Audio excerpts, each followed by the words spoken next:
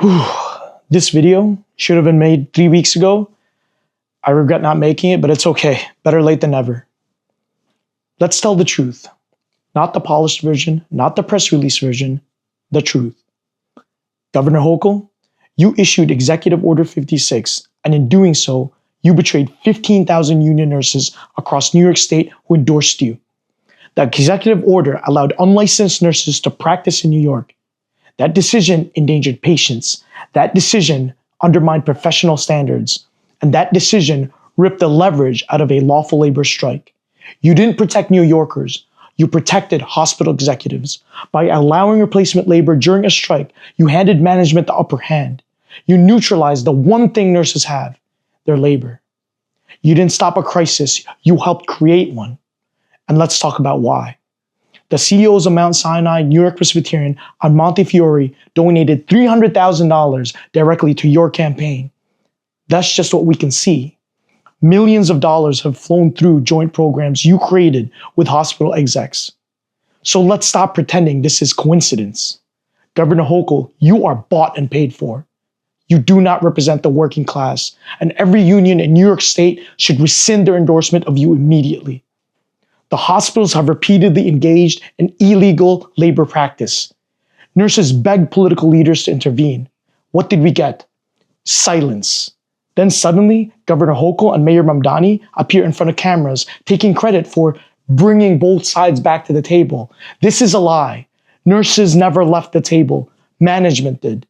They showed up hours late. They canceled last minute. They demanded closed-door negotiations. They tried to rewrite bargaining rules.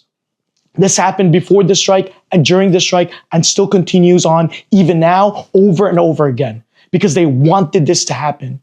While nurses froze on picket lines, hospitals spend millions on elite PR firms to rewrite the narrative. We went from heroes of New York to being called greedy, entitled, and unreasonable. The media doesn't question it. They repeat it.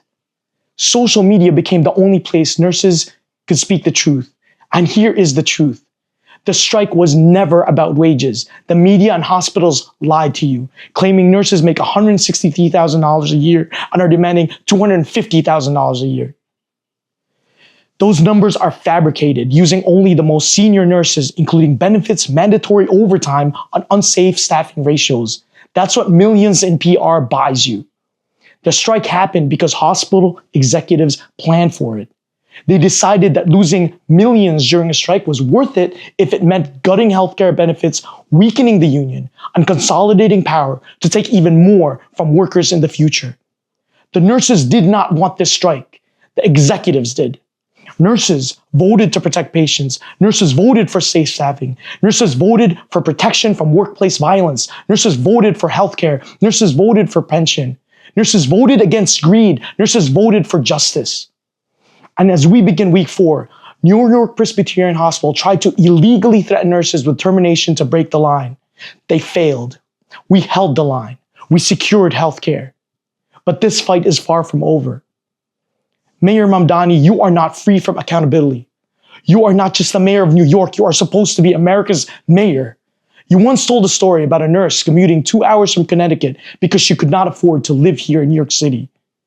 Right now, you have 15,000 nurses freezing in the cold, no income, no health insurance, fighting corporate tyranny. How many of them have you spoken to? What have you done for them without microphones and cameras? We are sick of our picket lines being used as photo ops.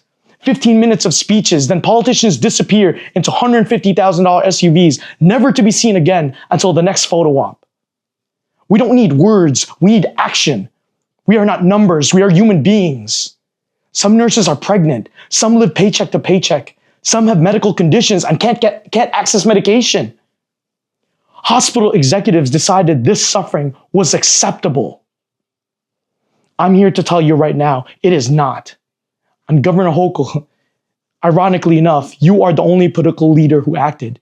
You acted for the executives. You will lose 15,000 votes in November. And every nurse has family, friends, communities. Multiply that. This message also goes to NYC leadership. You told nurses to stay silent after Executive Order 56. You protected Hochul instead of protecting your members. Shame on you. You are not NYSNA. The nurses in the picket line are NYSNA. And when the time comes, members will remember who told them to stand down and who stood in the cold with them. And finally, to my brothers and sisters on the line, the coming days will be critical. The hospital strike insurance will run out. The state of emergency can't last forever. The hospital executives, they're panicking. They will threaten an impasse just like they did yesterday. They will try regressive bargaining.